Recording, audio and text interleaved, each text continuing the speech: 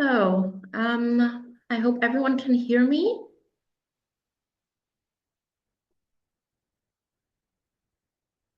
We will start the webinar then. I will give a little introduction and then I will invite our first speaker for his presentation. So first of all, welcome everyone. There are 152 people participating, which is quite impressive. So, before we officially start the webinar, I would like to give some background information. First, we would like to inform you that this webinar will be recorded and published online. We are using Zoom webinar, which means your mics and cameras are automatically switched off. If you have questions, you can post them in the dedicated Q&A chat at the bottom. After each presentation, we will address 1 or 2 questions. At the end, we will have a broader Q&A session. We kindly ask you to not use the Q&A box to start parallel conversations. Content will be moderated and any discriminatory and offensive remarks will be deleted. The working group has always worked in strict accordance with compliance and antitrust laws. In this webinar, please do not share any commercially sensitive information and remarks on future market behavior. The slides will be shared with participants after the webinar. Lastly, a little bit about myself. I'm Maria Catarino, and together with Sarah Fischer and Georg Ehrmann, I'm part of the WGMM Secretariat, which is led by the Von Beust & Colleagues consultancy. We have offices in Berlin, Brussels, Hamburg, and Cologne, and advise our clients and partners on economic and political matters. With that, I will put the presentation on and invite the chair of the steering group, Mr. Alain Mathurin, for his remarks.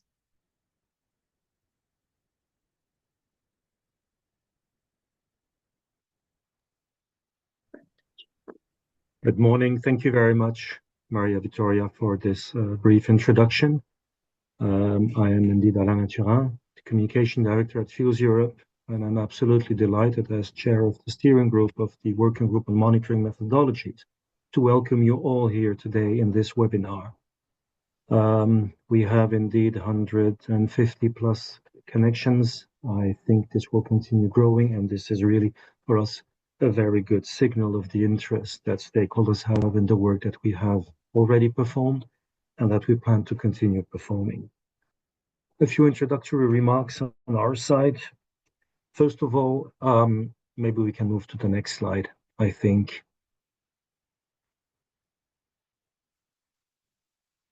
Thank you. We have a pretty busy agenda. We will be indeed going into details of the work that has been performed in 2024 in the working group. Each of the subgroups that have contributed to our report that was published at the end of 2024, and we will come in more details to that, will have the opportunity to walk you through the work and the findings of their work in that report. And after each session, as Maria already mentioned, we will open the floor for a few questions, which I will then take and ask to the chairs of the group presenting their contribution. And at the end, obviously, we will have more time to go into more Q&A at the end of the session. A little bit of a background on who we are. I think that's probably what is extremely important for us today.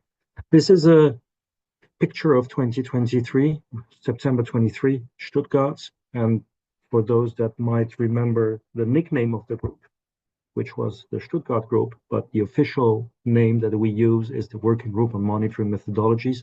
It happened in Stuttgart, and it was obviously a bit shorter to call it like that, but remind you of the official name of it. These were the initial participants to the first kickoff meeting of the working group. This project started with the question about the role of renewable fuels in road transport, and obviously the question related to what does it mean if we have a role for those fuels. We will have to prove their use. And we've been working pretty much around means to achieve that and which was the best format to push those renewable fuels and the methodologies to prove their use.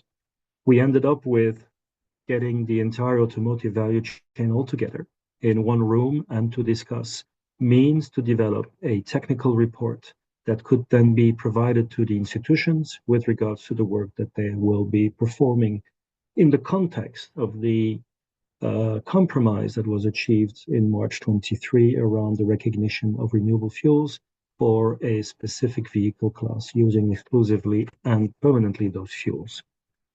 This was also part of the request to the industry to come with some methodologies to prove the use of the fuel. And there is no better way to make sure that the methodologies that are proposed for, I would say, for selection by the institutions are owned by the entire value chain. This is probably the one group in the EU today that unites together OEMs, light duty and heavy duty, OEM suppliers, fuel producers, fuel suppliers, retailers, retail suppliers, and gives you the broad spectrum of the automotive value chain. We today have, we can go to the next slide. We today have, and this was our General Assembly, which took place in Brussels with the presentation of our reports. And we can go to the next slide. Thank you. We are, in fact, a voluntary collaboration of stakeholders. And as I said, I presented all the partners in there. We have currently 55 members. I think the next slide will tell us more about it. Thank you. 55 members will come in the next slide with the more details about the structuring. And we have been working on all potential identified monitoring methodologies, which we wanted to present in one comprehensive technical assessment and published on the 11th of December 2024. In terms of what the work behind that publication, that report means, 3 numbers I would like to share. Firstly, if we have the next slide, 55 members, I mentioned it, from this broad spectrum of the automotive value chain. 72 meetings that were generally more than 1 hour. So this gives you already an idea of the activity that was taking place in the group.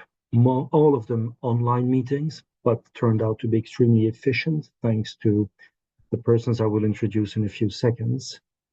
And 163 industry or association representatives that have been contributing in the different groups to that final report. Let's have a look at the structure of the working group. So we'll come to the report, 104 pages long. You will have a link. It is available, and we will share that link also for you afterwards. The steering group, I'm happy to chair, is the coordinating body of the working group, and it overlooks 4 subgroups.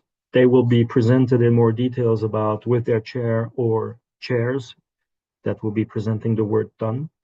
We have a subgroup 1 looking into fuel production and fuel definition, subgroup 2 fueling technologies for cars and retail, subgroup 3 customers and retail, and finally subgroup 4 the regulatory group looking into all the impact of what the methodologies will put into the existing or required regulations. As was mentioned, we are extremely careful on competition and antitrust compliance. We therefore had for each of our meetings external lawyers that have been accompanying the work, that has been reviewing all the reports and all the documents that were published by the group in order to be absolutely compliant. Obviously, we have a number of competitors in each of those meetings, but this was really a focus for us. And finally, would not have been able to complete all that work and to coordinate all that work without an efficient secretariat, which was presented at the beginning by Maria Victoria. I think we will be looking towards our work in 25, but let's first go in more details about the work done in 24 about the report. And I would now like to move to the next slide, introducing our next speakers and also chairs of the working group, of the subgroups. Subgroup 1 and Dasha Mamrilova and Domenico Minini. Dasha is from EWABA, Domenico is from EBB. We'll be presenting you the contribution of subgroup 1. We then have for subgroup 2, Stefan Kunter. He is not with us. Stefan is president of CCOD. You have the acronyms definition and also CEO of Elaflex. And we have Mats Holtman with us, who is working at Neste. For subgroup 3, we have Daniel Kadik with us from the Bundesverband Freie Tankstelle, BFT, and co-chair Estibalis Pombo from Repsol. Daniel will be presenting the work of Group 3. And finally, for Group 4, we have Tobias Bloch from the eFuels Alliance, Bjorn Noack from Bosch, who is not with us, but Tobias will take over the presentation for subgroup 4. I think what is now important is that we dive into the concrete activities, the findings, the work, and I will hand over in a second to Dasha and Domenico to take Group 1. I just would like to remind you, don't forget you have the chat. You can put any question you want. I will take a few questions after each presentation of the subgroups, and obviously more questions at the end. So thank you very much, and I will now hand over to Dasha and Domenico. Sorry, no, Tobias, a bit more regulatory background. Thanks a lot, Alan, and warm welcome from my side. I think it's important in the beginning to give you some background why this working group has been founded.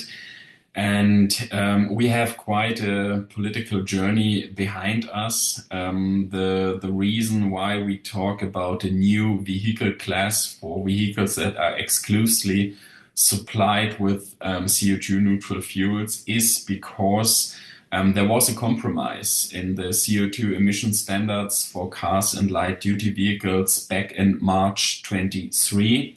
The still German Transport Minister Volker Wissing, with a blocking minority in the council, he has forced the Commission to come up with a protocol note in which the Commission promised to find a solution for vehicles which are exclusively supplied with CO₂-neutral fuels.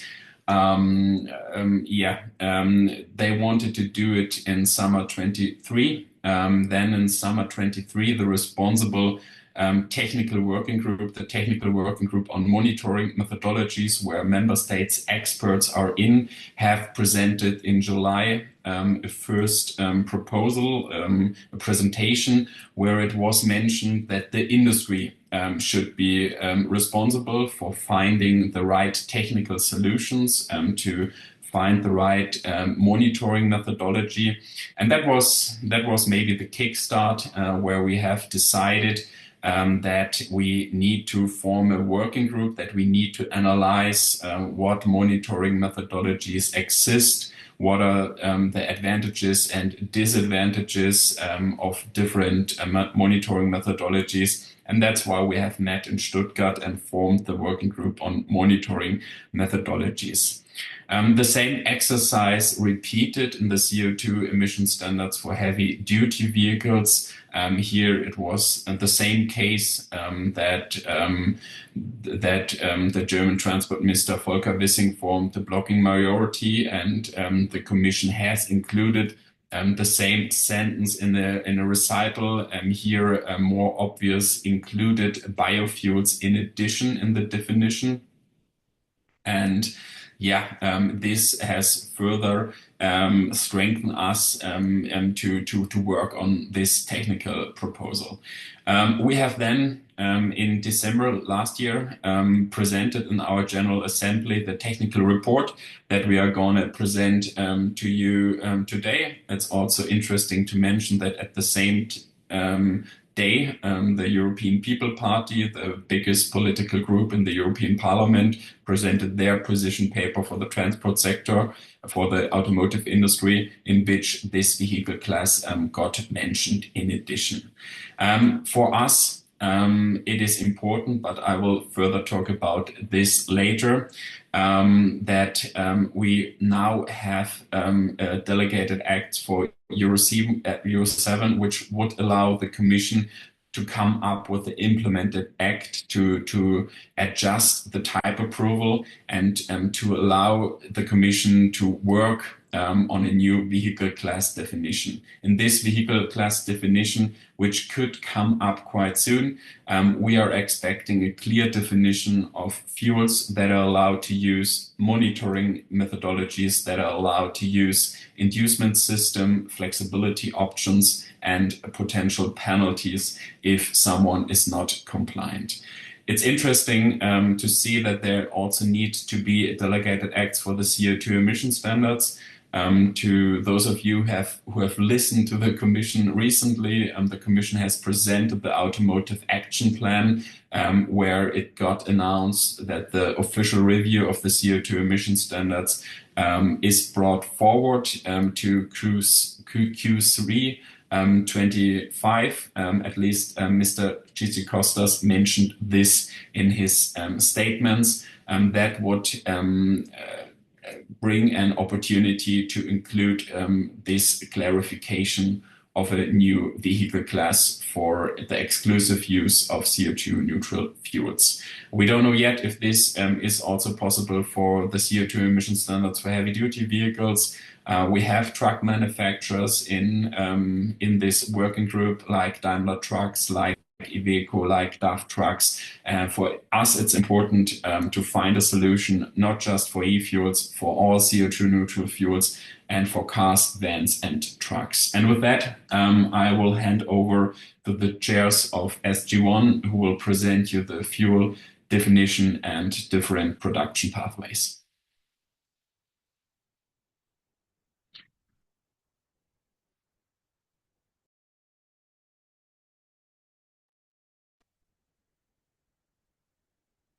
Good morning, everybody. My name is Dasha Mamrilova. I'm the Government Affairs Director of EWABA, the European Waste and Advanced Biofuels Association, and I had the privilege to chair the subgroup 1 on fuel production and fuel definition.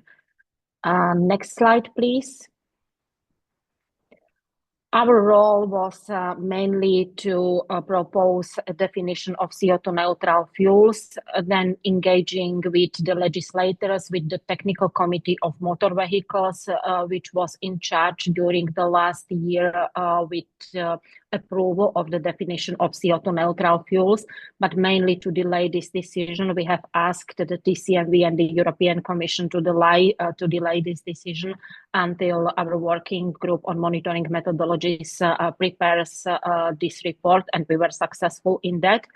And last but not least, we were collecting inputs and studies on fuel production, on different fuel pathways for CO₂-neutral fuels, on availability of feedstocks, and then to prove the traceability of CO₂-neutral fuels from their production phase or even earlier feedstock collection phase to the final use. Next slide, please.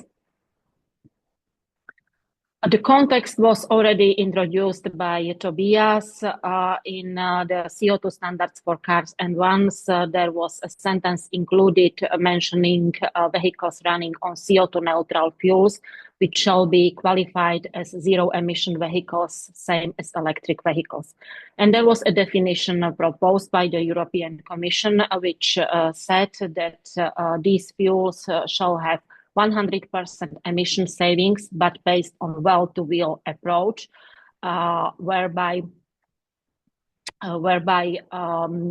this is very difficult to be technically approached, technically achieved, even not possible to technically achieve. And this is even not the case with electromobility, which is based on tailpipe emissions. And this definition includes or names as CO₂-neutral fuels only RFNBOs, renewable fuels of non-biological origin, or e-fuels, and is excluding other low-carbon renewable fuels with high immediate decarbonization potential, which are already there and available, like biofuels are currently creating around 80% of all renewable sources in transport.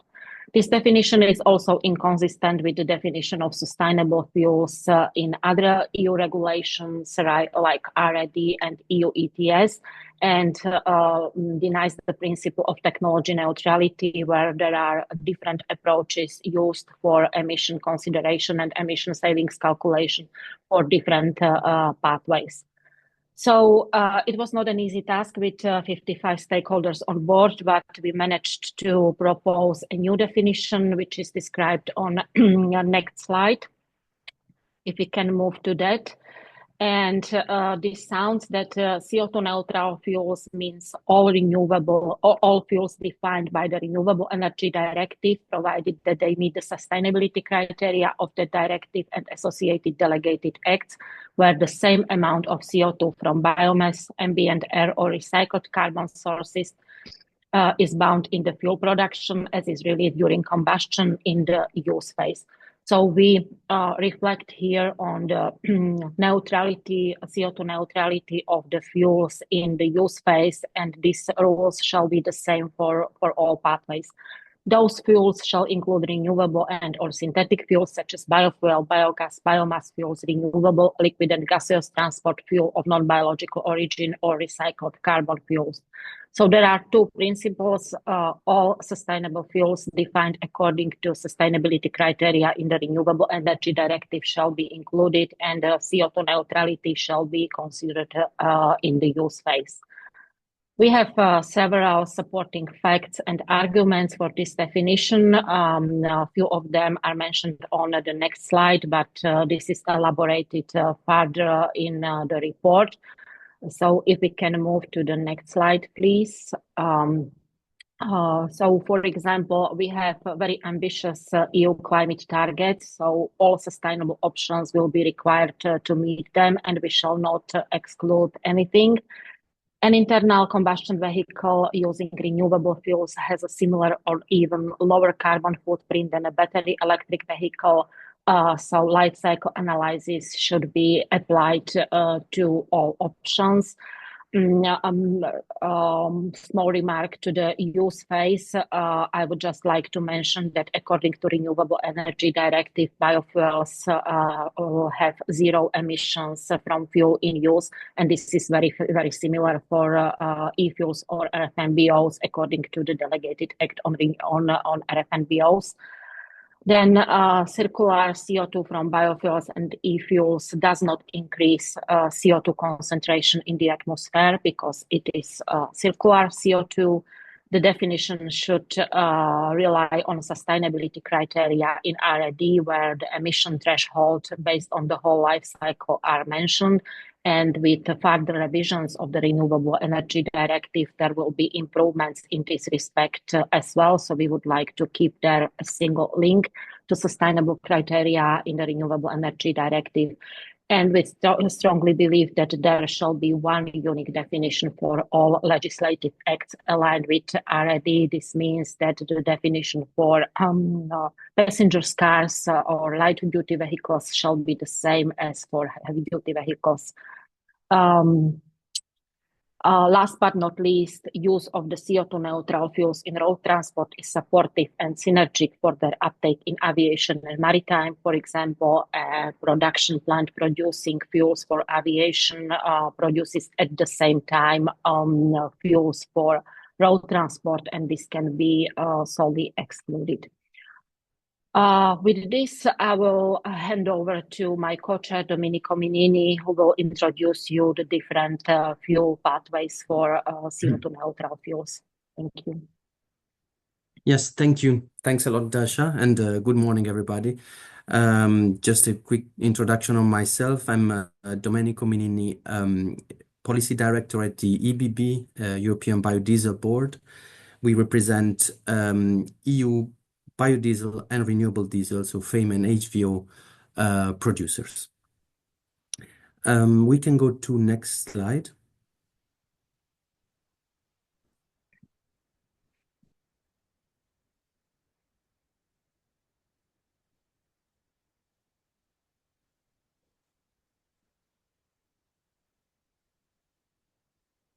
I'm still seeing the slide on the definition.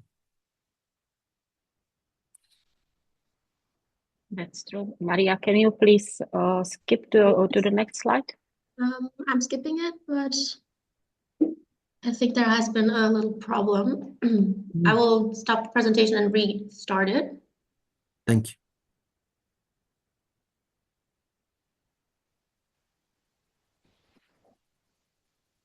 Is it this one? I think it's We loading cannot for see the it. time. Yeah, for the time being, we see the background still. Oh, Just 1 second, please. No problem.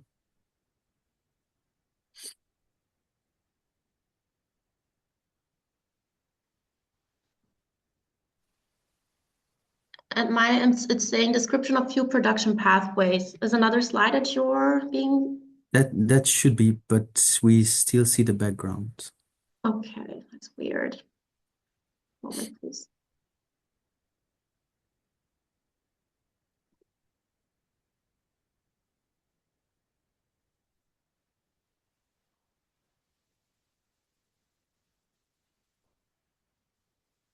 Maria, shall I try to share the screen? Maybe is it now the slide? No, unfortunately, no. Maybe Toby, if you could share it. I think there's something. Can you see it now? Yes, Now it's okay. thank you. Okay, sorry for Thanks a that. lot. So thank you, Dasha.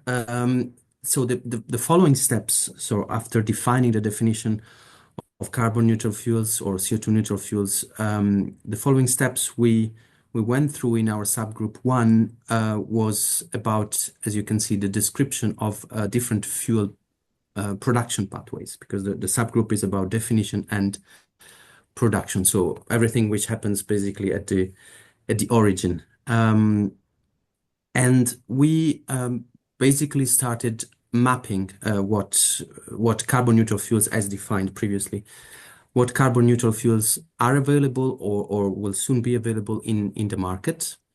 And we thought of a way to classify them basically. And we thought the most, probably the clearest way to do that will be to do that according to the engine type, basically. As you can see in the report, you will find this table basically. So carbon neutral fuels for 4 engine types: diesel engine types, petrol, LPG, and gaseous fuels, NGV engines. And so this is in general. So just to define, for example, for the diesel, which I know best, of course, the HVO type, the biodiesel type, the biodiesel fuel, sorry, and the diesel type e-diesel, basically. But then, very importantly, in the annex to the report, you will find a more detailed table. Following the same principle, so a differentiation by 4 engine types, but then there in the more detailed table, we basically go in detail of each of these types of fuels, and very importantly of mixtures of carbon neutral fuels. This is of course very important because we are talking about vehicles that run exclusively on carbon neutral fuels.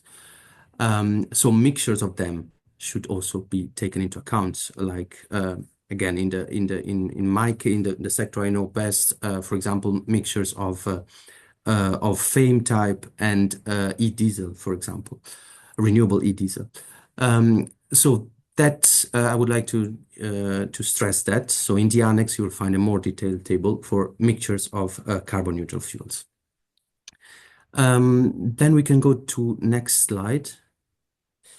Again, the further steps in our subgroup was about so trying to deal with the question of the availability of feedstocks to produce carbon neutral fuels, because that's a question that's constantly there, that constantly arises. Whether basically there are, so to say, enough feedstocks to produce carbon neutral fuels for all the sectors that need them. So I have to say, in this report, we have only a very brief kind of literature review. I mean, we just have a few references there, that a few studies that show that prove the large availability of these feedstocks for this kind of well, not only biofuels, of renewable fuels, carbon neutral fuels, up to 2050. But very importantly, this is the main, probably the main, in the short term, the main task that this working group will do in 2025. We'll probably talk about that later. In the report, we mentioned that we'll provide in 2025 a more detailed, a structured review on these aspects for all kinds of feedstocks and for all kinds of carbon neutral fuels. So this is basically, I would say, work in progress, but there are already some references in the report. And then finally, in next slide, a final question that we asked ourselves in this subgroup is about the traceability of carbon neutral fuels as defined, again, as defined previously. Well, there are two aspects of traceability. The traceability at the end of the process, so in the vehicle, but that will be discussed later through other subgroups. But then it's important also to trace what happens at the origin, basically to make sure that what's in the system, in the grid at the pump, is indeed CNF, carbon neutral fuels. And here we basically, this is basically mapping of a short mapping of what's already there in terms of traceability of fuels, mainly in the Renewable Energy Directive. There is the Renewable Energy Directive itself with its sustainability criteria, and then secondary legislation deriving from it. Then there are additional tools that the European Commission, the European Union has put in place, like the Union, at least for biofuels, the Union database for biofuels, which indeed aims at tracking and tracing all biofuels that are used in Europe, in the EU. Then there are voluntary schemes, national schemes for biofuels.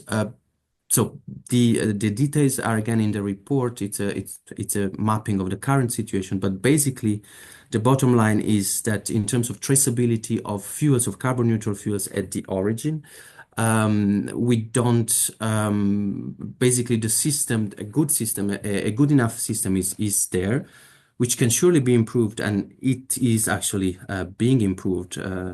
Secondary legislation on the RED to verify and certify biofuels, for example, is being revised. The UDB is still a little bit work in progress.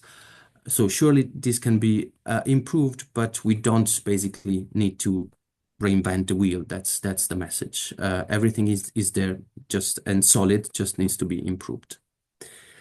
With that, that's all on my side and on the side of subgroup 1 for what we did in 2024. And of course, now Dasha and I will be happy to take questions, a few questions now. And then, as Alan mentioned, there will be room for further questions at the end of the whole presentation.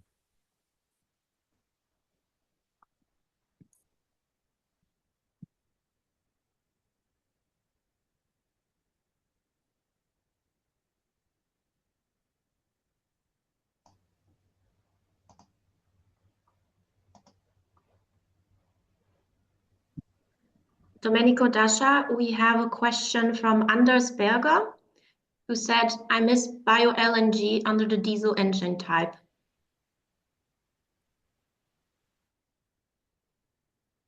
I don't think it is missed because we had LNG guys included and we really carefully elaborated on all the options. If we can go back to the slide describing the options.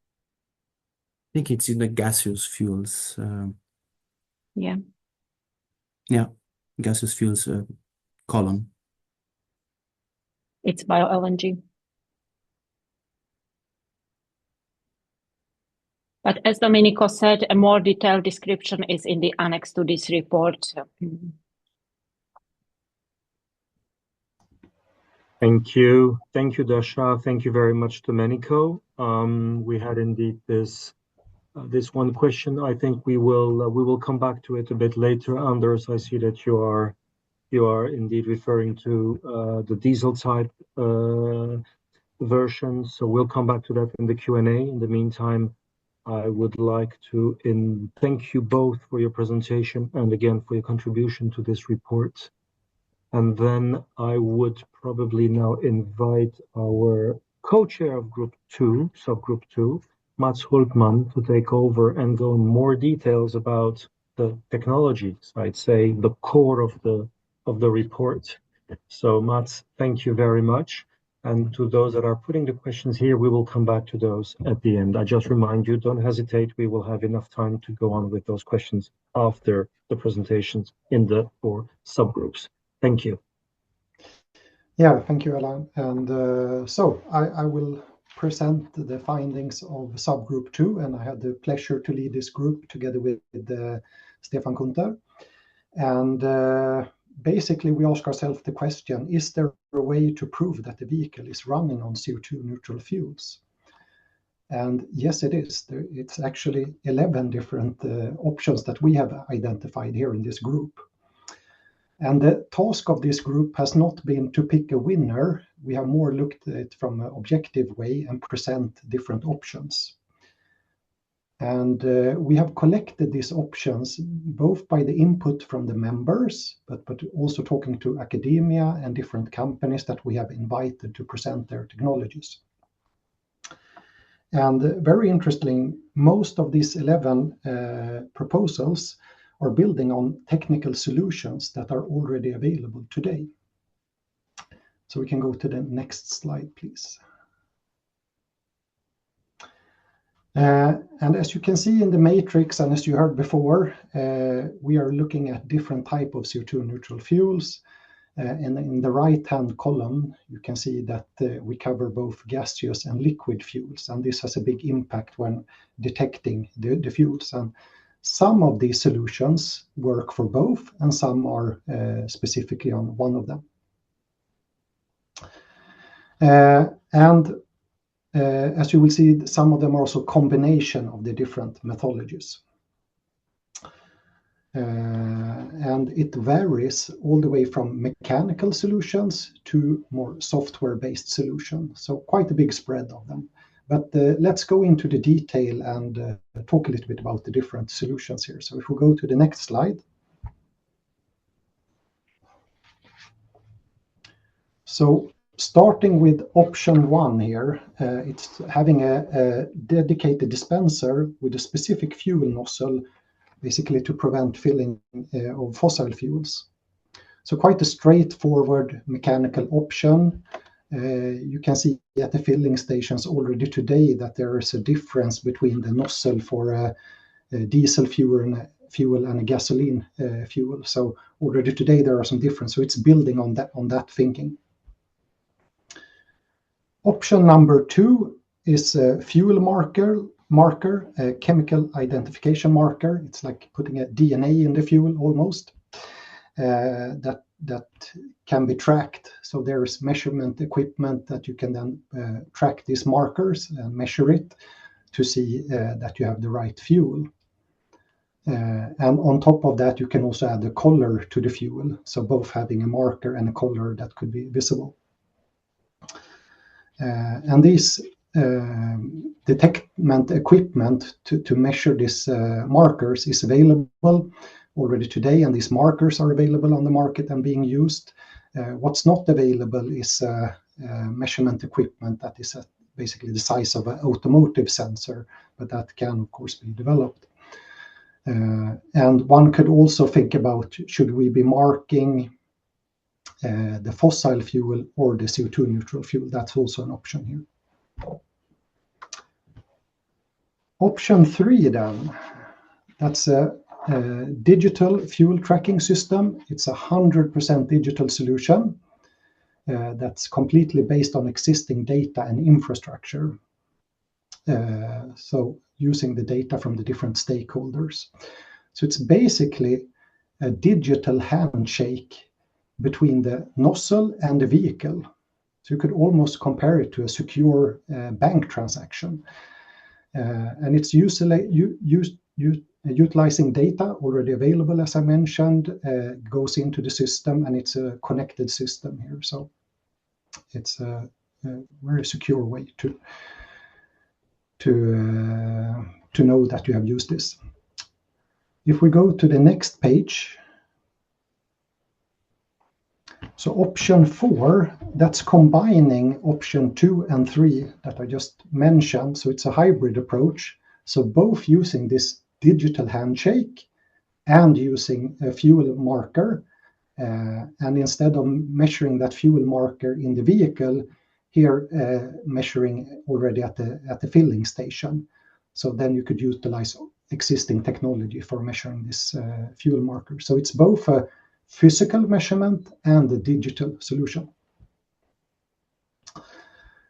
Then going to option 5, then we're looking at the onboard fuel detection. So basically measuring what fuel you're using in the vehicle.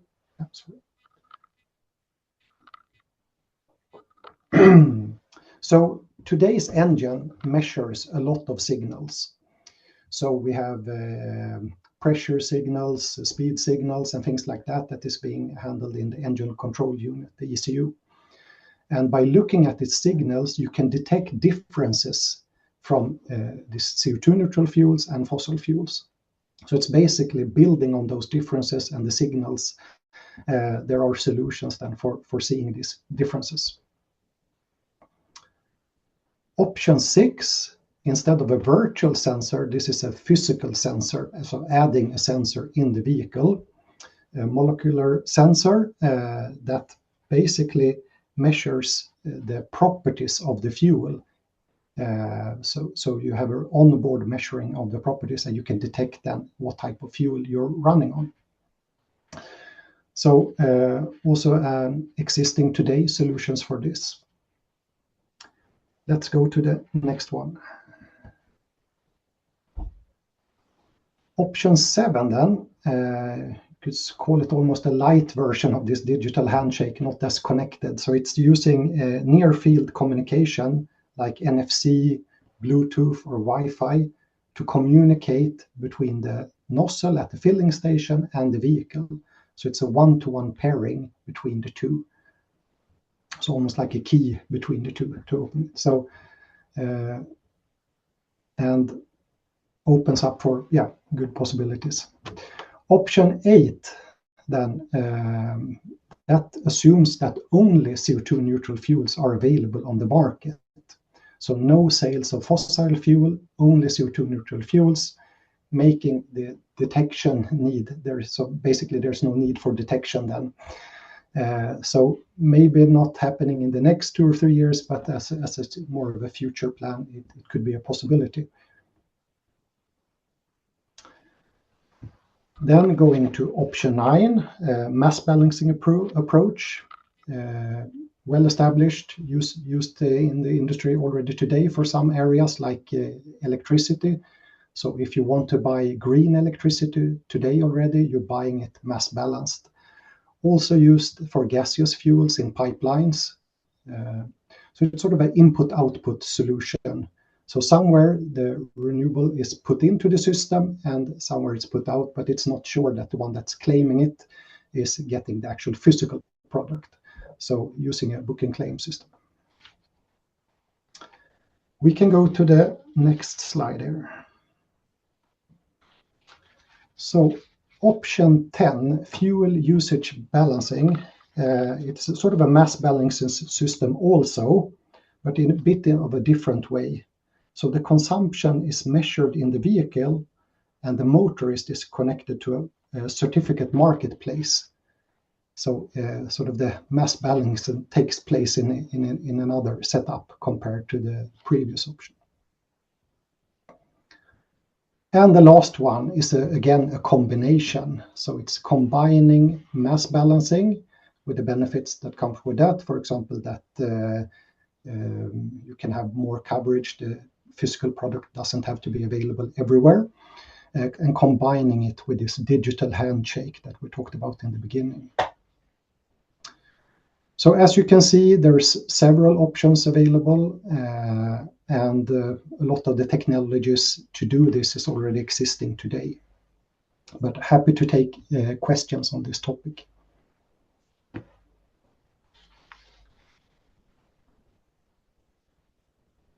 Thank you very much, Mats. It is indeed something which can be much more detailed, and the report has an extensive section around the presentation and the description of each of those technology options. I'm looking at the questions here. I do have a few questions, some probably requiring a bit of a longer answer. I'm thinking of the question of Tobias Gustafsson. There is one question which I think it's important to answer here. It comes from an anonymous attendee.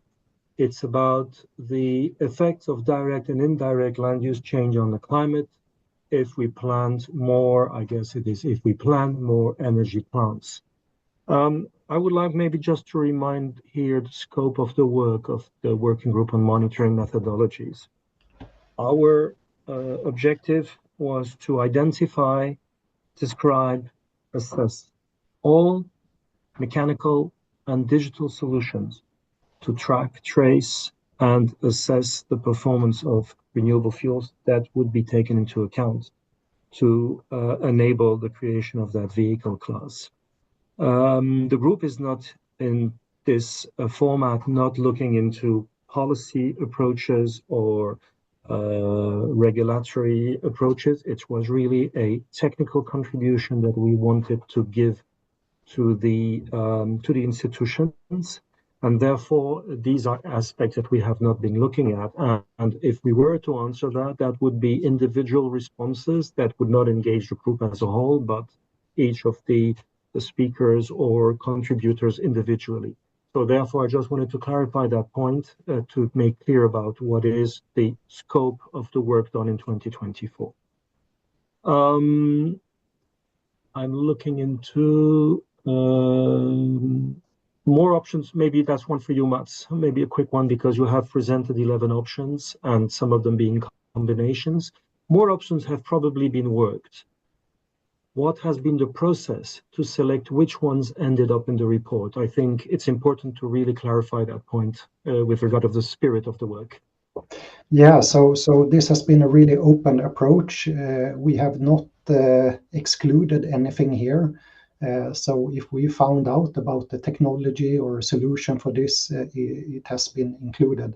Of course, more combinations and variants of this could be created. Some of these proposals that we found could sort of be combined or grouped into a similar option here.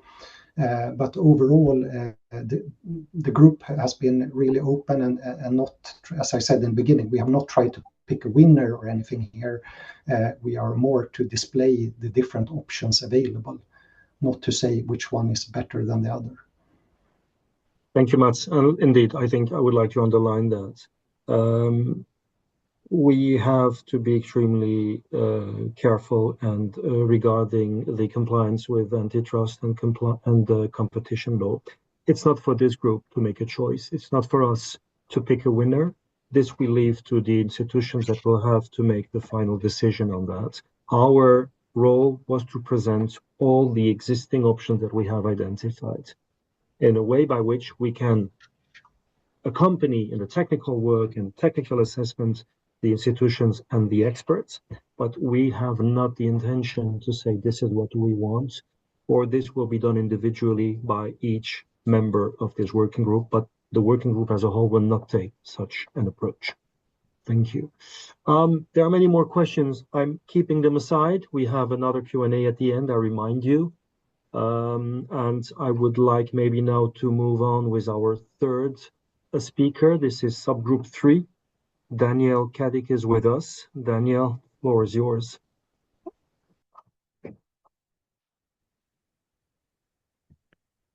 Thank you, Alain, and good morning, everyone. My name is Daniel Kadik. I'm the Managing Director of BFT, Bundesverband Freier Tankstellen, and we represent roughly 20% of the German fuel market with mostly family-owned small, medium enterprises.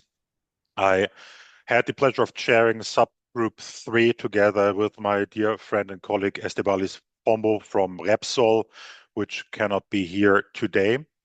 And as subgroup 3, we had a deep dive on the position of customer and retail, the effects of the different technology options that we have especially seen in subgroup 2. Next slide, please. We have taken basically a two-step approach. We have looked at different criteria for all the technology options, sometimes to the dismay of subgroup 2, where we looked at the advantages and disadvantages of the different technologies and the requirements for the successful implementation. And we did that via a set of criteria.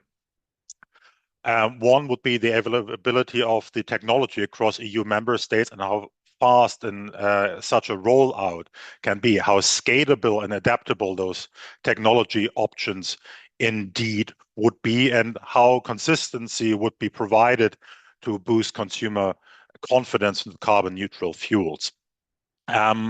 We have looked at how to leverage or if there's leverage of the existing fuel infrastructure, how much additional technology would need to be implemented, because one of the major advantages of carbon neutral fuels is that you can rely on existing infrastructure in a lot of places.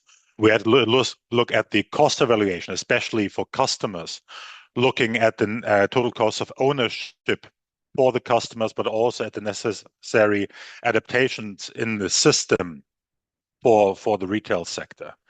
The ease of use was a very important one, especially from the customer perspective, how seamlessly those different technologies can be implemented with the existing vehicles, with the technology, with the fueling stations that we have there, how simplified we can install this across the system. How safe is it for users? How safe can users be that they are indeed fueling carbon neutral fuels? How to reduce the risk of misfueling and therefore potential penalties and damages to the vehicle? What about the security of the retail stations? How can the retailers be assured that the carbon neutral fuel supply and distribution channels are secured? So that includes safeguarding the physical station, ensuring fuel quality and authenticity. The global applicability.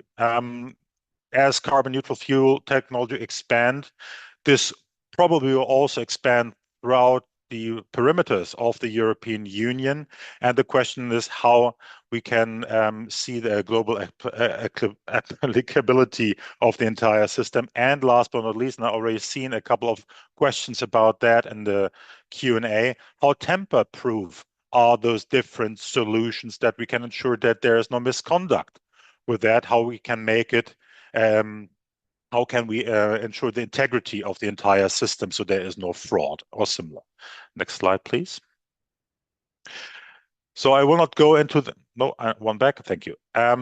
So I will not get into the details that are in the report, and I don't want to do an evaluation of the different systems, but I want to focus on another aspect here as well, and that is the question of taxation.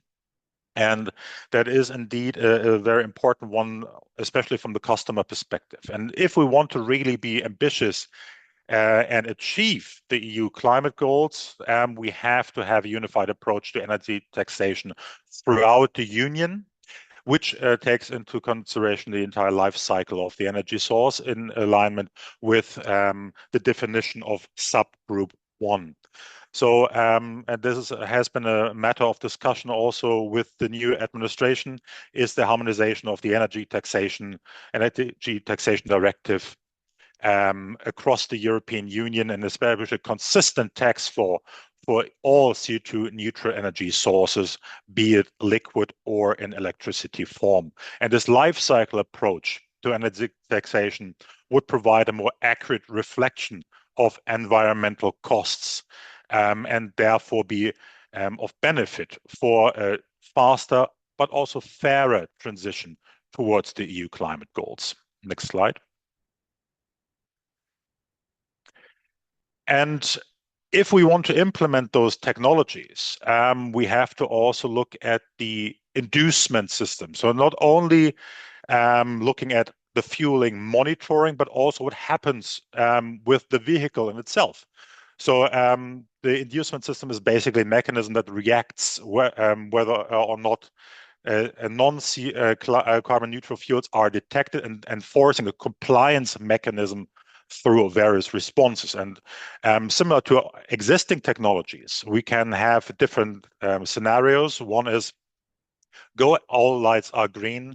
Basically, the system detects that everything is in order. The car operates manually, normally. There is a suspicion. There is something that is unclear in the system that needs to be checked with a system flag that is there, a warning as a potential next step that displays to the driver that there is something not entirely right and there is a refilling with a carbon neutral fuel that is necessary, but also no-go steps, meaning that there is a warning restricted of usage of the car, making a mileage reduction, a performance reduction, time limit or similar, which needs to be then healed in the next step, either with a potential penalty or unblocking in a shop. Or last but not least, there are clear restrictions, meaning shutdown of the car in case there is a non-carbon neutral fuel detected. Next slide, please.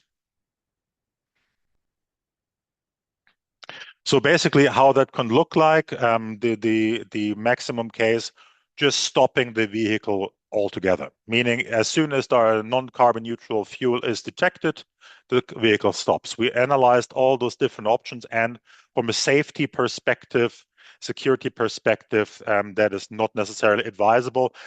There would be also the option of a progressive performance reduction, meaning that you reduce the maximum speed of a car. For instance, there's the maximum mileage allowance. As soon as the car detects something, you have to go back and check the car and potentially offset as a penalty mechanism. Or last but not least, there is no such reduction of the performance, and there's just a general financial offsetting mechanism, either at next to refueling option or during the inspection. Important is here that all those points should be connected to a financial offsetting, meaning that there should be a penalty that is involved in a situation where non-carbon neutral fuel is put into the vehicle. Next slide, please. But this also has a natural effect, and that is the question what we call regulatory geofencing. And that means that any system that we choose has a direct effect whether or not the car can be utilized outside the European Union and, of course, on cross-border traffic. And you can say if there is no CO2 neutral fuel available outside the European Union, that's bad luck for you. You cannot utilize the car outside the European Union. Basically, you have to, if you drive outside the Union, you have to leave with a full tank and come back because you cannot fuel the car. The question is whether or not this is actually actionable, if it's implementable. Then the next option would be the question, well, if we leave the regulatory geofence of the European Union, would the system then allow the filling process with non-carbon neutral fuels outside the EU? But also then it's a question, so what happens if I come back and basically import a non-carbon neutral fuel into the European Union? There should be a clear monitoring and offsetting mechanism. Basically, if I import a non-carbon neutral fuel, there should be a financial offsetting, being that via buying certificates or another mechanism that we are also describing in the report. Thank you.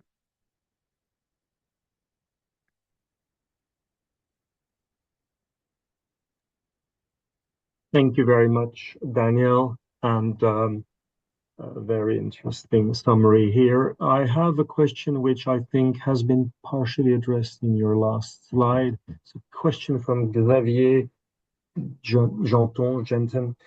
How about the secondary market for old cars when consumers want to sell them? Looking at the EV market, this impacted as well the success of sales. In case the solution is very much focused on EU markets and export will be difficult. I think that is an excellent question.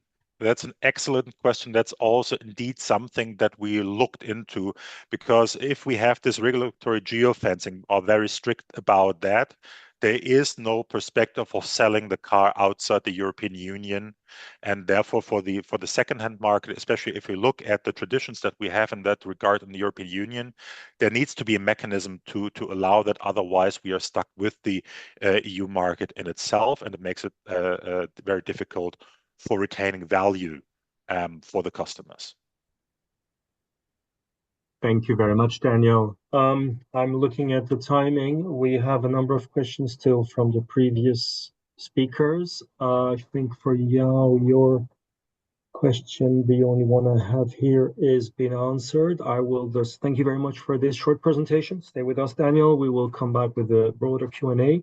In the meantime, I will now invite Tobias Bloch to walk us through the regulatory aspects of the work done in the subgroup 4. Thank you.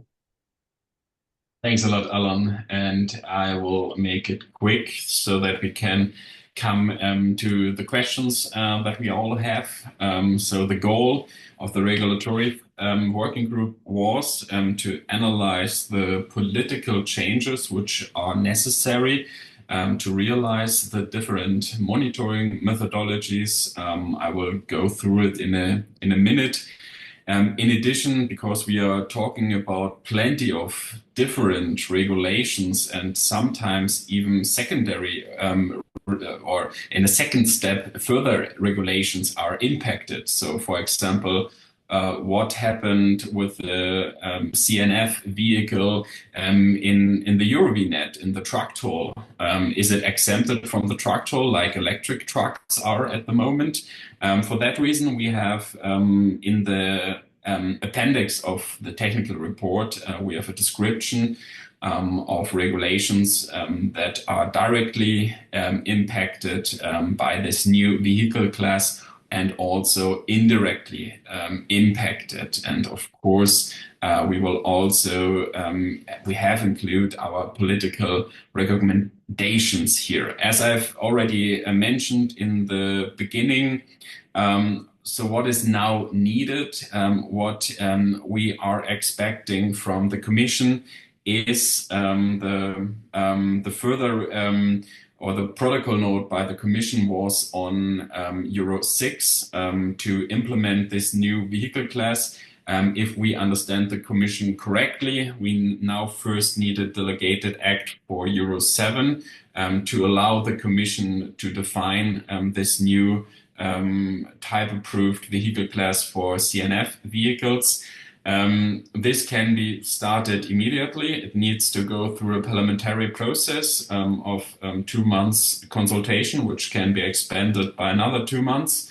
And only then the Commission can implement implementing act where this vehicle class is defined, as we have discussed this today, with a new definition of CO₂-neutral fuels. To be clear, the definition that once got leaked from the Commission was impractical from our perspective. The Commission asked for -100% CO₂ reduction along the whole value chain. So you need to include the transport of the fuel, the transport to the filling station, and all other energy consumptions along the value chain. And this, even in 2035, is basically impossible.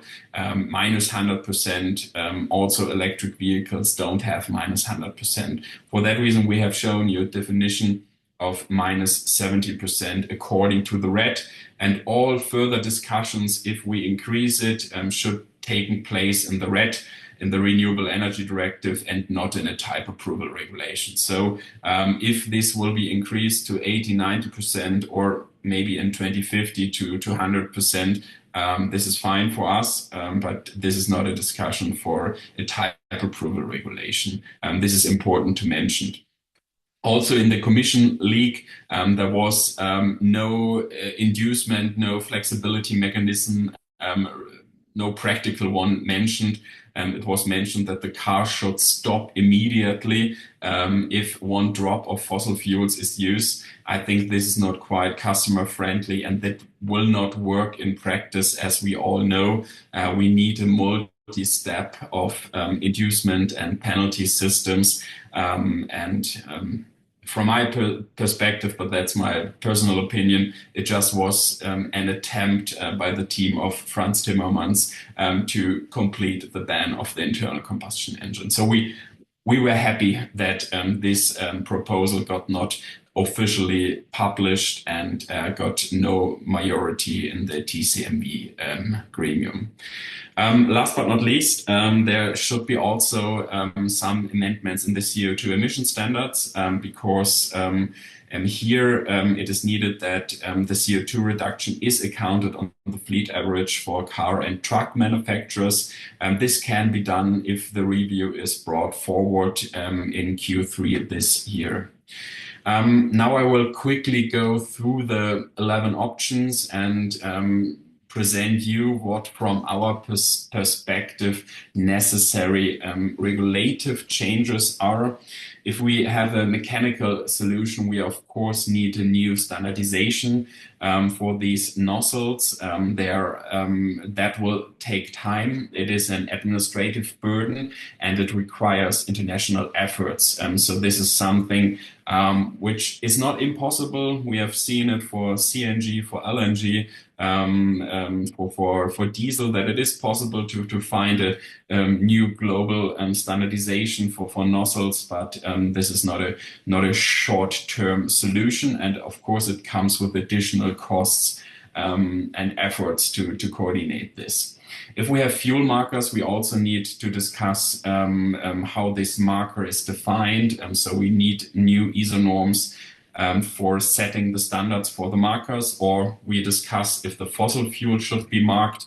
But nevertheless, for each option, we need these markers. There are examples, for example, in Germany, where heating oil has fuel markers. There are examples which can be used and processes which already have taken place. The third option is a pure digital solution where existing databases are used on the one hand for the fuel and on the other hand for the payment systems. Here, of course, we talk about new standards, interfaces, and of course, cybersecurity, data privacy is an important issue here where regulations need to be adapted or new standards need to be developed.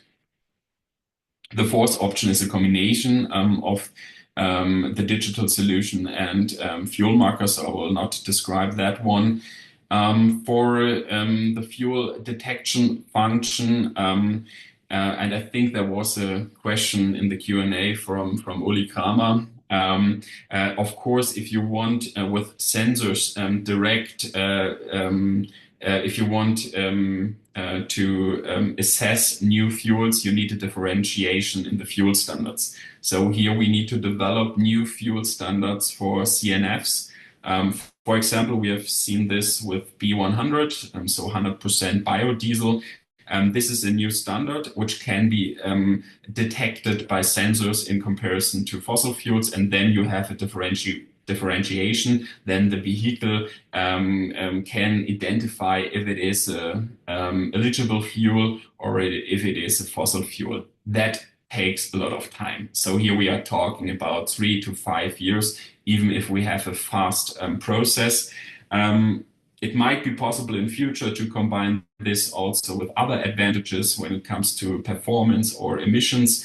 So maybe there will be new fuels in future, and then of course we can have a differentiation to fossil fuels. Option 6 is an onboard fuel molecule sensor. This is working for biofuels. It's more complicated when it comes to synthetic fuels, which are chemical and physical identical to fossil ones. So this option needs to be combined with other tracking systems, like, for example, digital solutions. Option 7 is then again a communication between the vehicle and the gas filling station. The vehicle is checking if I'm at a filling station or at a nozzle where only CNF fuels are available. And here, of course, we are talking about data protocols, safe connections between vehicle and filling stations. So these need to be addressed from a regulative perspective. 8, the exclusive use of CNF. This is something which is directly linked to the Renewable Energy Directive. And of course, it should be our goal, if we want to meet our climate targets, that we get to this scenario, that we only have CNF fuels in the European fuel market by a certain date.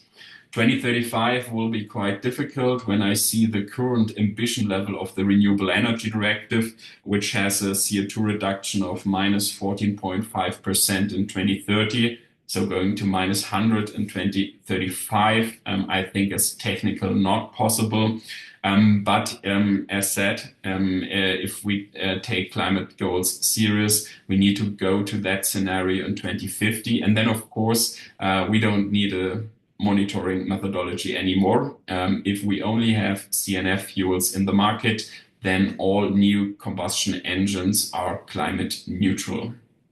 Option 9, it's also something which the Commission has not taken into account in the leak we have seen 1.5 years ago.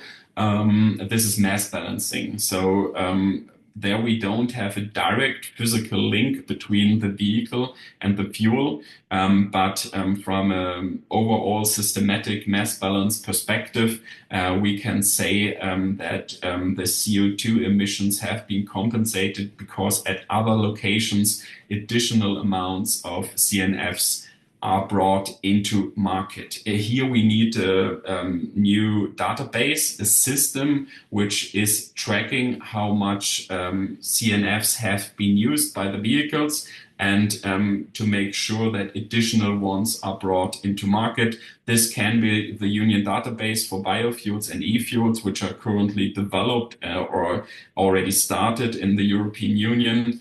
There are also kinds of crediting systems which have been proposed, and for example, Switzerland is allowing since beginning of this year car and truck manufacturers to use e-fuels for their fleet regulation, and this is a mass balancing system where they don't care that the right vehicle is using the right fuel. They just care that the climate targets are met, that the CO2 emissions are compensated. Option 10 is then another digital solution where it's up to the customer to purchase the renewable fuel online. So this is a mass balancing system in addition, where the responsibility is not at the manufacturer level, but at the customer level. There, of course, a new software is needed, cloud services are needed, there need to be a safe connection, and new digital protocols might be developed. And last but not least, option 11, of course, is a combination as well, to combine mass balancing and the digital solution. This is something that could be used as a start, for example, already before 2035, because here all the data is existing. And to be honest, a lot of cost could be saved if, at least for some parts of the value chain, mass balancing would be allowed, because then I don't need the logistic and don't need to bring the CO2 neutral fuel to each filling station in the European Union. So that would be quite pragmatic to start with such a solution. With that, I'm at the end of my short presentation about SG4, and I'm looking forward to the Q&A session. And for the moderation of this, I'm handing over to Alan again. Thank you very much, Tobias. Thank you for your presentation and already answers to some question. Just to build on what you were just mentioning, I had a question here from Richard Osborne. I guess you partially answered it when presenting the options in more details. Could blending of carbon neutral fuels and fossil fuels be considered in future work of the working group on monitoring methodologies? I guess we have it in the options. Would you like to add a word on that one? Yeah, it really depends on how the definition is in the end. What is the CO2 threshold here? If it is close to the definition of that we have shown, fossil fuels would be excluded. So we are just referring to RED compliant fuels with a CO2 threshold of at least 70%. So these fuels have to use biomass feedstocks, which are mentioned in the Renewable Energy Directive. They have to be compliant with, for example, the delegated acts for RFNBOs for e-fuel production. So making sure that electricity for hydrogen and e-fuels just come from additional sources, are in temporal and geographical correlation to the consumption and the electrolysis. So there are a lot of sustainable criteria in the RED, and I think in the past 10 years we have discussed everything from indirect land use changes to, as mentioned, production rules for e-fuels and hydrogen. So this is a good reference that we should use and not start the work again. Thank you, Tobias. Another quick one for you. Could you confirm that the Commission's requirement to have 100% greenhouse gas reduction and to stop the car immediately if this is not met in the vehicle was the TCMV proposal or briefing last year, but this is not in the frame of the Euro 7? So it was not an official proposal by the Commission. There were leaks got published. I think Euractiv also reported about this. It was also interesting to see that there were 2 leaks, one before the Commission consultation started. So the internal debate from DG GROW, which refers just to the RED, which is close to our definition, and then after the inter-service consultation, we ended up with this minus 100%. Our understanding and also the discussions we had with DG GROW is that was meant for Euro 6 for that reason to get it in Euro 7, and that's maybe also answering another question. This is for cars and trucks.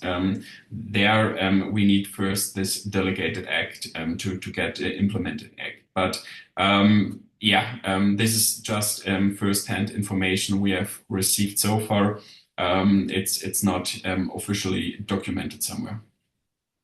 Thank you very much, Tobias. Let's now move to the full Q&A, meaning that all of the speakers will now also be together on the screen, and that we will take most of the possible questions we have within the next 35 minutes. So I guess we can answer quite some questions. Feel free to add them. I will start with one question and looking at Mats, but probably to complement my response here, there was a mention about fuel markers, whether this should also be able to work for gaseous fuels and not only for liquid fuels. And I think here we have an infrastructure challenge, which is that gaseous fuels are supplied through pipelines, and it's the same pipeline, whether it is a fossil-based gaseous fuels or a renewable gaseous fuel, in which case having a marker and then mixing it with fossil doesn't really help if you wanted to have a dedicated marker and the sensor then in the vehicle that would identify. I don't know if you want to add something to that, Mats? No, Alan, I think you covered it very well. So you said what I was planning to say here. So. Good, thank you. There is a question for you, Mats, about whether the technology's options can be circumvented. Yeah, that's a good question. And we had a big evaluation criteria when we went through these different options. And one of the key one was, can these different options be tampered with? And we have seen in previous solutions and other solutions out there that there are very creative people. So, of course, this is a key thing for us. And there's quite a lot of good descriptions in the report also about pros and cons of these different solutions. But the target is, of course, to have a solution that is not possible or not easy to tamper with. And that could also be what we showed here today, that it could be a combination of solutions to make it even more difficult. Thank you. I have a question for Dasha and Domenico. We're coming back to the sustainability of biofuel, the definition that we have proposed. And the question says, biofuels are not considered CO2 neutral according to the REDS. And the RED seems the basis for your definition. How can you classify them as CO2 neutral? I think we need a little bit of a re-explanation. Yes, thank you for this question. And your assumption is simply not right. We are speaking here about the emission from fuel in use. And this is the same for biofuels and for electromobility. And already clearly states that the emissions from biofuels in the emissions from fuel in use shall be considered as zero. And this is the same for emission trading system, for example, where all the emissions from biofuels are considered to be zero. So let's have clear and the same rules for all technologies. When we are speaking about electromobility, we are also not considering the emissions from production of the electricity, from the distribution, from the production of vehicles. So we just want to have the definition of zero emission vehicles and CO2 neutral pathways to have the same. So once again, RED states very clearly that the emission from biofuels are zero when we are considering the fuel in use. Thank you, Dasha. Domenico, I think we've covered it. No, absolutely nothing to add. Good, thank you. I have a question for you, both of you again, and now we're talking about feedstock availability. It's from Andre Paula Santos. I think it is also a question that looks more into what we are planning to do. So here we can also give away some answers, but also whether we will consult all feedstock suppliers. So basically it says interested in a follow-up work on the feedstock availability. Will the group be expanded to include feedstock producers? And I guess we are obviously absolutely fine to include feedstock producers in the work. I think the more stakeholders are associated, the more robust our proposals will be. Would you like to add something to that, Dasha or Domenico? Yes, absolutely. Our aim is to show that there is enough feedstock available for renewable fuels to contribute to the climate targets. So we will be more than happy to include all the solutions and feedstock producers to the group. Thank you. And we will come back to the very end of it, whether how difficult it is or whether it's possible to join the group. Thank you, Dasha. Daniel, question for you. Do we have a proposal for an inducement and penalty system and how high penalties should be? Of course we do. Haven't been that far. Well, of course we do. So there is, I would differentiate it into parts. Number one is the question if I import non-carbon neutral fuels from outside the European Union. I think that it was also the opinion of the group. Then we should be talking about the price of CO2 certificates on the market if we import into the European Union. Similarly, you could apply a system like that also for misfueling events or emergency fueling events. But there should, and that's also in the report, by the way, we should have an incremental increase of fees, let's say cost of a certificate plus X in cases of repeated non-compliance. So meaning that we prevent users from continuously refueling the car with non-carbon neutral fuels, then an incremental increase of fees, meaning again CO2 certificates plus X might be a solution to get around that, and that is I think a much better incentive than, let's say, banning certain cars in certain cities like Munich. How high they should be probably is not for us to define that now. No, it's an option that But we it is. gave, and also we made it clear that repeated instances should be also considered and especially penalized in a certain way. Thank you.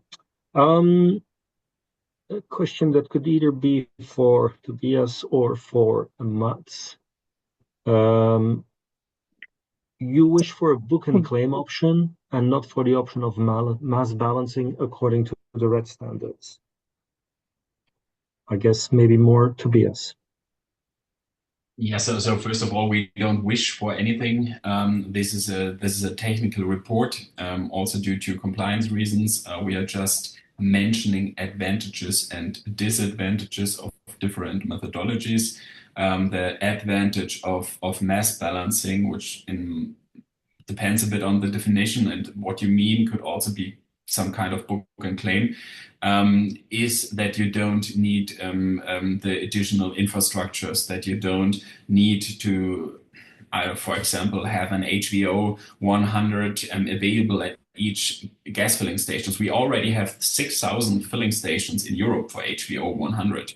So there is an existing infrastructure, but mass balancing would help, especially in the beginning where the availability of CNF fuels is not given, we save costs for the logistics, but also meet and compensate the CO2 emissions from the vehicles. Thank you, Tobias. Maybe one point we should also clarify here. I have a question from Craig Morris asking how NOx and particulate measured in biofuels as zero. I think the focus of this group, and I will ask you then to complement my answer, is on the CO2 element of the fuel, and we are not looking into nor the NOx, neither the PMs. And this was part of the scope of the working group, and we didn't move away from that scope to include anything else. And also in terms of CO2 standards, we're talking about CO2 emissions. So its question is not for us to answer. And maybe okay. if I can add, Alan, Yeah. this exercise was done for the CO2 emission standards because there is a compromise which should allow CNF vehicles after 2035. So emissions are part of the Euro 7 regulations, and they have been increased tremendously in the last 10, 15 years. We can see that pollutants and emissions are decreasing even in big cities. So it is working. There are technical solutions to bring down NOx emissions, particulate matters from combustion engines tremendously. Thank you, Tobias. Apparently, there is a request for having a better understanding of the difference between mass balancing and book and claim. So back to the one before question, can you maybe explain the difference? I guess you can take the example of aviation as an example, perhaps. No, actually, it depends a bit on the definition of book and claim, how you would like to use it. There are different concepts, national book and claim concepts, and for mass balancing, there are different definitions as well. So it's a good question, and I think we have to look here more into detail to find the differences. I don't know, Alan, if you had a different answer in mind. No. But I thought I know that for now, mass balancing is used in aviation when it comes to that, and that was the way to explain it. Yeah. Also, the electricity approach was also another example of what mass balancing is. Yeah, mass balancing is so the red. It doesn't matter if you are a fuel producer where you bring the renewable fuel into market to meet your overall target. That's for example one example of mass balancing. We have other examples when it comes to ETS system, for example, or carbon certificates. I think in the end, the climate goals are the most urgent target we want to achieve, and we should not make it too complicated in the beginning, and there mass balancing has some advantages. Thank you, Tobias. On biofuels and feedstocks for biofuels, I have a question here. Anonymous attendee, with EU palm oil biodiesel being phased out and concerns about UCO from China potentially not being genuine, what steps should be taken next? Should the focus shift toward maximizing European waste-based resources, or is better monitoring of important feedstocks the way forward? What tools or regulatory measures do you see as key to ensuring transparency and sustainability in feedstock sourcing?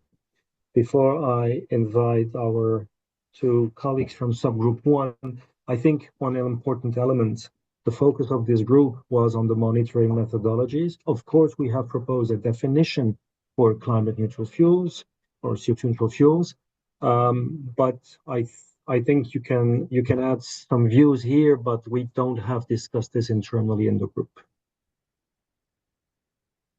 Maybe I can start. I mean, I would say indeed this is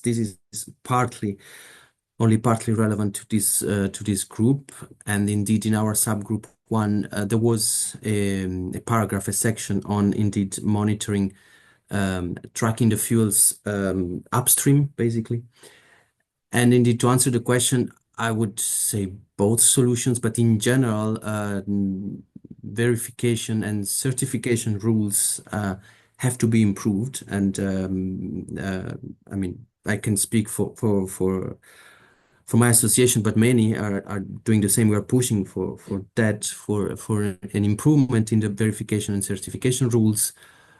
Then I would say regardless, I mean, whether they are imported or produced in the EU. Now, of course, the issue is essentially when they are imported, but yeah, rules should be strengthened and yeah, and made more effective. I don't know if Dasha, you want to add something. Yes, I agree that this is less relevant for this group, so I answer briefly, but for more detailed price and our work of both associations, I mean EVB and EVABA, on strengthening the certification rules, you can contact us directly, because we have done a tremendous work in this field, because it is in our interest that feedstock used for production of European biofuels is sustainable and not fraudulent. So the rules need to be really strengthened.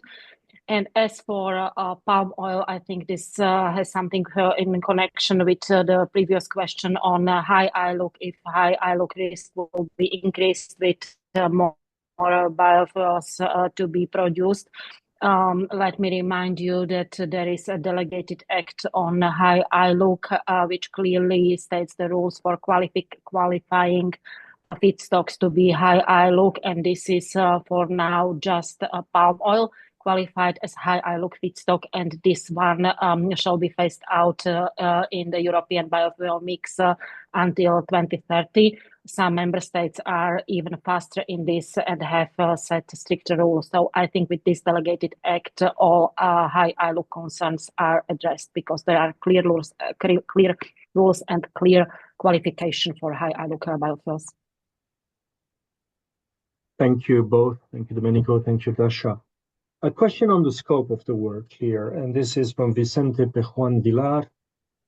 How are you expecting other types of vehicles, such as motorcycles, that are not in the scope of this report, to blend within these set of options?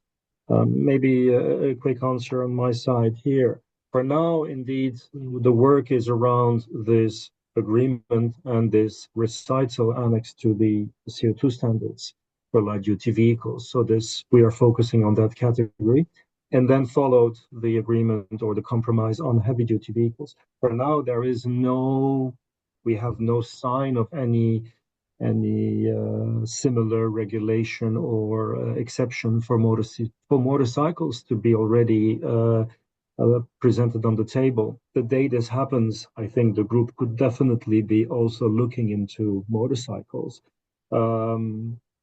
It will not be possible to copy-paste because there are specificities, and the same for heavy duty and light duty. It's not a copy-paste exercise, but the work done can definitely be used with, obviously, adaptation to each type of vehicle. Anyone wants to add anything to this? Tobias. I would like to add that this is, I think, a really good idea, because there might be customers who want to have a CO2 neutral fuel vehicle in the end. And so if we don't just have a new vehicle class for cars, vans and trucks, but also for motorcycle, or think about the non-road sector, where you have construction machineries, agriculture machineries, which probably want to be carbon neutral as well. We haven't not talked today about another advantage. If you have these vehicles in your fleet, you can also benefit from sustainability reporting, for example. In your ESG criteria, you can integrate it. Many corporations, many companies have their own CO2 targets, their CO2 rules, and for them, it's also difficult to track how many renewable fuels their corporate vehicles are using. Or, for example, think about the corporate fleet initiative that the Commission has included in the Clean Industrial Deal, and where the communication already started. Such a vehicle class should be included in the corporate fleet initiative, of course, as well, to have a level playing field between all powertrain solutions. Domenico, you wanted to add something? No, it was just mentioned by Tobias. So I indeed wanted to add that motorcycles is not the only sector where CO2 emissions are not regulated, but for example, most importantly, the non-road mobile machinery sector is in the same situation. Thank you. Mats, back to you. I have a question here concerning data transfer, part of primarily digital solutions for heavy truck and buses. There is already an established, standardized, and mandatory way of transferring data from the vehicle to third parties. The tachograph. Could it be a quicker alternative to add fuel data to tachograph entries instead of defining completely new standards for communication? Yes, I think this is a really good proposal and a good catch from the audience here. There are a lot of development happening, and also with the new emission legislation, a lot of new systems have been implemented, I would say, especially on the heavy duty side. So there's more and more technical components already there that we could build on. Now we also need to have something that works for passenger cars, of course, also. But definitely it's a good idea to really review what components are there and not have to add both cost and effort. So it's a good comment. Thank you. The question, which is probably, I'm happy to open the floor to each of us here. How to create a required trust between the three stakeholders, auto industry, fuels industry, and consumer, to make the system successful. Each party would make investments which would become a failed investment if the other parties don't deliver accordingly. How to match a number of CNF vehicles allowed post-2035 with the available CNF volumes. Isn't there an authority needed to take care of for a planned, reliable ramp-up of the system? So, anyone wants to start? Shall I start? Okay. I think, firstly, when we set up the group, we had in mind that we would only be able to come with something successful if we had all subsectors of the automotive value chain working together. We would be able to identify gaps, bottlenecks, and challenges which had to be addressed before. If we were to work separately, each of us in our corners, we would come probably with solutions where there could be some connections, but not necessarily fitting nicely together. Here we do have a common platform, which will allow us and enable us to come to the institutions with a number of options that can be considered, because this assessment will present all the plus and minuses of those options.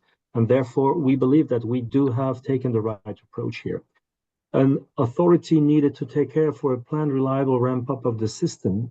I guess this is what should be done by the institutions through the regulation, and they will probably set up. Tobias, anything you want to add, or Daniel? Yeah. Anytime I read something about an authority that wants to plan something and take care of something, I get slight shivers because that usually doesn't work. But what we have seen here, and I cannot stress that enough, Alain, is that we brought here a cross-sectoral alliance of 55 companies and associations along the entire value chain. That there you can see that there is a lot of trust already in the system, and then there is also a lot of interest in the entire system. And what we have seen here is in the discussions around the topic, it's not necessarily that there is a lack of willingness, but there is a lack of perspective for investment at the moment. And the reason why it's not invested as much as it could be is because we have the hard deadline for the future. Right now, we will not be able to operate cars post 2035, according to the ideas that we have just presented with the report. And should that fall, there is a clear investment incentive, and we have, and that is me now talking from an association perspective, we have talked to suppliers, we have talked to investment companies that are interested, but not with the hard deadline of 2035. There are production opportunities for advanced biofuels, for e-fuels and similar, but not with a clear cut of 2035. And I would like to also bring the topic of SAF, so sustainable aviation fuels, that has been mentioned already. There's a tremendous opportunity to combine the production of both for the benefit of a generally greater volume. And if we're serious about defossilization, both the road sector, but also the aviation sector, then following the ideas that we have presented and allowing internal combustion engine post 2035 according to a clear set of rules would benefit the entire system and would benefit the climate targets tremendously. If I may add, if we look at the broader situation, especially in the automotive industry, we see that it is quite challenging for them to meet the CO2 emission standards. That's also the reason why the Commission came up with the Automotive Action Plan and is now introducing banking borrowing until end of 2027. So there's a real need for additional solutions. I know car manufacturers who are saying if we have a pragmatic definition, if we can use pragmatic monitoring methodologies, we can come up with a car offer for our customers within the next 3 years for such an option. And as mentioned, HVO 100 is available, B100 is available in some countries, and E85, E100 is in Brazil, for example, available. And of course, it needs to be in line with an ambitious ramp up of renewable fuels. For that reason, the Renewable Energy Directive, its revision and its implementation is of major importance as well. Building on your last point about the REDs, I have a question here which I think hints to a potential double counting. Will the CNFs used in zero emission cars also be counted against the RED renewable fuel obligations for fuel suppliers? Yes, the RED is a guideline or a directive for member states to bring renewable energy in the transport sector. So if we have CNF for CNF vehicles used in the member states, it will be automatically accorded or accounted, to the RED. It's the same like bringing an electric vehicle with zero gram per kilometer in a country. This will also be considered in the RED, and there is not any double counting taking place. It's the same with electric mobility. Anyone else would like to compliment? Thank you very much. Maybe just a clarification, Yep. indeed, that this is what was mentioned is obligations in the red. These is obligations for, well, eventually member states to put enough renewable fuels in the system. What we are talking about is a type approval legislation perspective. So just to have indeed a new vehicle class using the fuels which are in the system already. So these are just different legislation and different pathways to achieve the same target, I would say, no double counting. Building on your answers here, we could probably then bridge it with the question I have here, which is, why are we looking into a limited market for CNF, and why are we not focusing on a wider replacement of fossil by CNFs?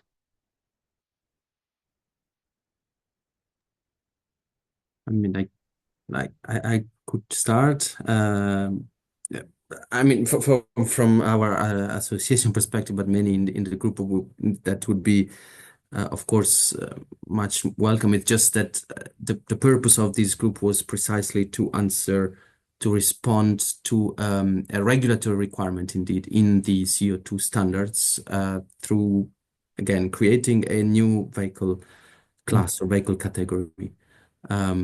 Now about the fuel, what fuels are in the market, that's surely a definitely important, and replacing fossil fuels as much as possible. But that's not entirely in the scope of this group. Thank you, Domenico.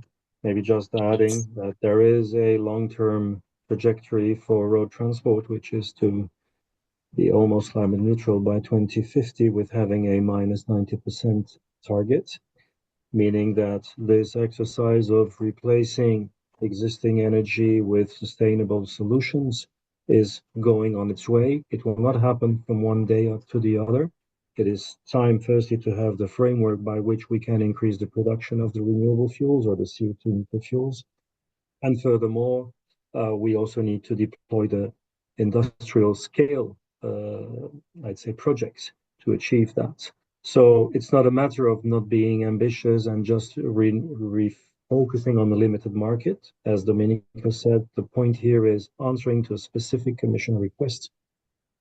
Aside of that, there will be continued increase, obviously, of replacing progressively the fossil-based by renewable-based, provided obviously, we do have a market that recognizes the contribution of those fuels. And I would just add and maybe sum up that even if this is not directly in the scope of this working group, our work contributes to wider deployment of renewable fuels by showing the methodologies and defining them, and further deployment of CO₂-neutral fuels will lead logically to a decrease of use of fossil fuels. This is somehow directly connected. Thank you, Dasha. 12:50, we're almost nearing the end of this webinar. Maybe just one point which I will answer. There is a question about the references that were mentioned regarding feedstock availability. Just reminding that indeed in that section of chapter 4 in the report, there are some links to a number of studies, publicly available studies, that are looking into that question of feedstock availability. The plan that we have for 2025, and maybe I will bridge this with the concluding remarks.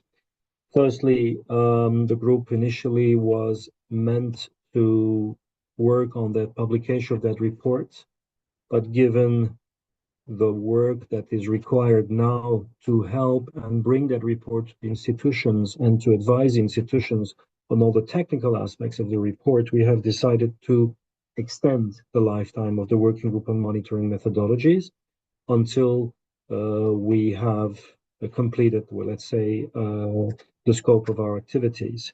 We, however, have also added in our scope also a look into the review clauses 26 and 27. Now the 26 we know is moved to 25, at least should be confirmed and is announced for Q3, Q4 of this year, and the group will also look into that work. We have simplified also our structure with 2 subgroups instead of 4, one looking into the technical aspects and one looking into the regulatory aspects. And when it comes to the technical aspects, we will, as one of the key objectives of this first part of the year, is come with a more comprehensive work on the feedstock availability, looking into all existing studies. We will not run or conduct a study by ourselves, but use all existing studies to propose a overall comprehensive overview of feedstock availability. And for those that would also already want to see which are the references that we have, they are on section 4, chapter, I think 4.1 or 4.2. You will see those references that are clearly indicated in the footnote.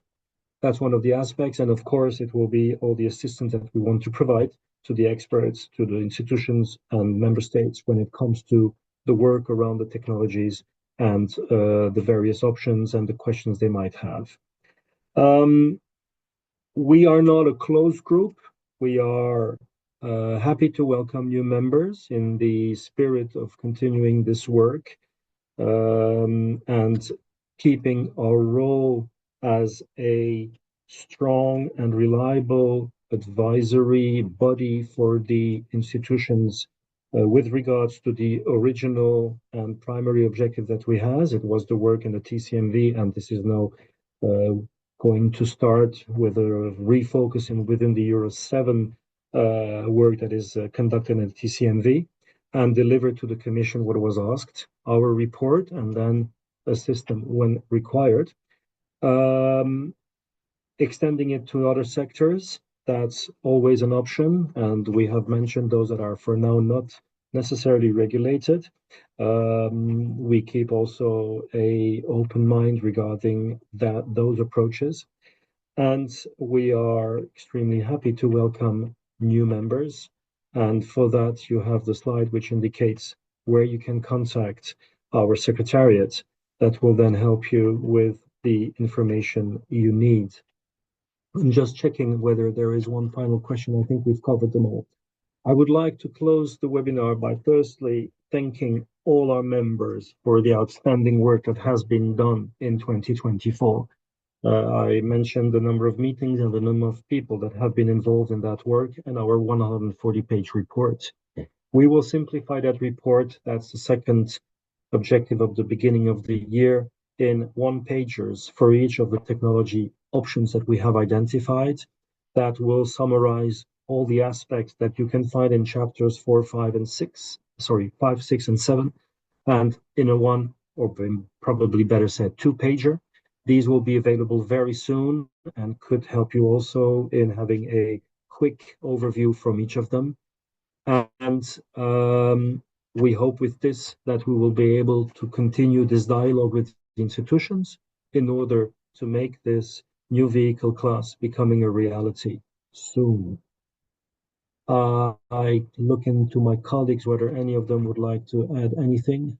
Otherwise, with 3 minutes ahead of timing, I would like to thank our participants for the questions, for their presence and their interest in our work.